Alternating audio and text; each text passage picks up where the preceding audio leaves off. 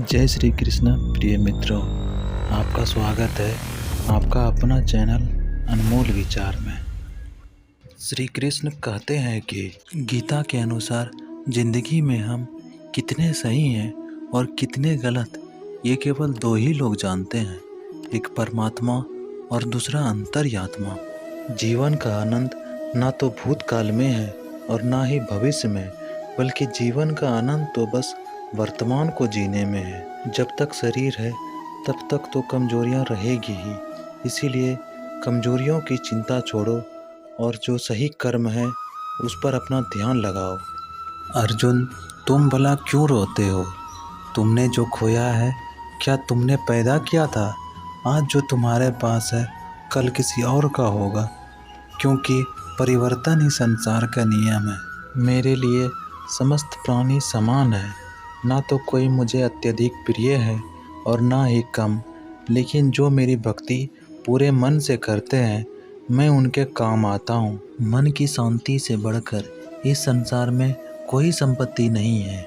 जो मनुष्य फल की इच्छा का त्याग करके केवल धर्म पर ध्यान देते हैं वह अवश्य ही जीवन में सफल होते हैं।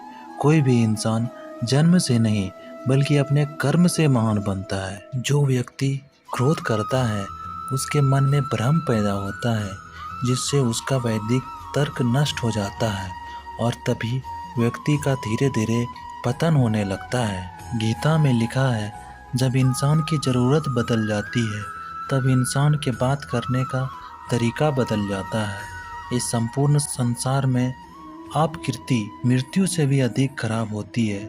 सदैव संदेह करने वाले व्यक्ति के लिए प्रसन्नता न केवल इस लोक में है और न ही कहीं और। जीवन में सफलता का ताला दो चाबियों से खुलता है, एक कठिन परिश्रम और दूसरा दृढ़ संकल्प। जो मन को नियंत्रित नहीं करते हैं वह शत्रु के समान काम करता है। कठिन परिश्रम से बचने के लिए व्यक्ति को भाग्य और ईश्वर की इच्छा जैसे बहानों के बजाय चुनौतियों का सामना करना चाहिए।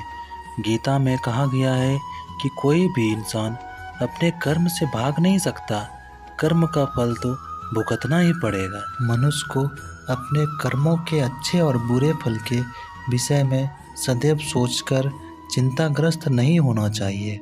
मनुष्य अपने विश्वास से निर्मित होता है, जैसा भी विश्वास करता है वैसा वह बन जाता है। जो मनुष्य प्रतिदिन खाने सोने और आमोद प्रमोद के कार्य में लिप्त रहता है वह नियमित तौर पर योगाभ्यास करके समस्त क्लेशों से छुटकारा पा सकता है। जब इंसान अपने कर्म में आनंद खोज लेता है तब वह पूर्णतः धाम को प्राप्त होता है। माफ़ करना और शांत रहना सीखिए, ऐसी ताकत बन जाओगे कि पहाड़ भी रास्ता देंगे।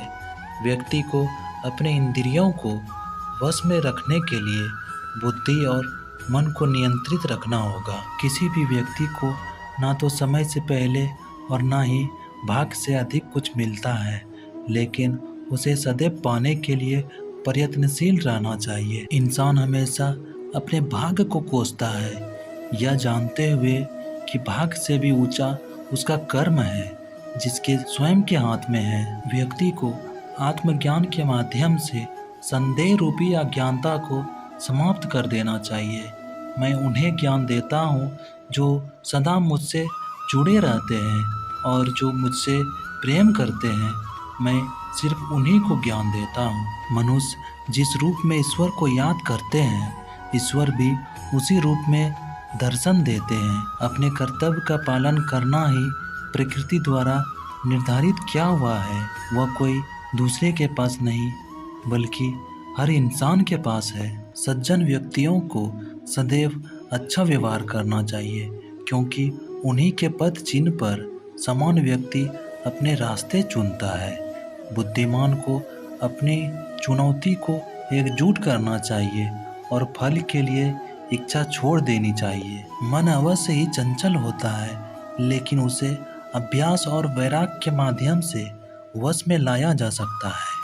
इंद्रियों की दुनिया में कल्पना सुखों का प्रथम शुरुआत है और अंत भी जो दुख को जन्म देता है। इस संपूर्ण संसार में कोई भी व्यक्ति महान नहीं जन्मा होता है, बल्कि उसके कर्म उसे महान बनाते हैं। जीवन में कभी गुस्सा या क्रोध ना करें, यह आपके जीवन को ध्वस्त कर देगा।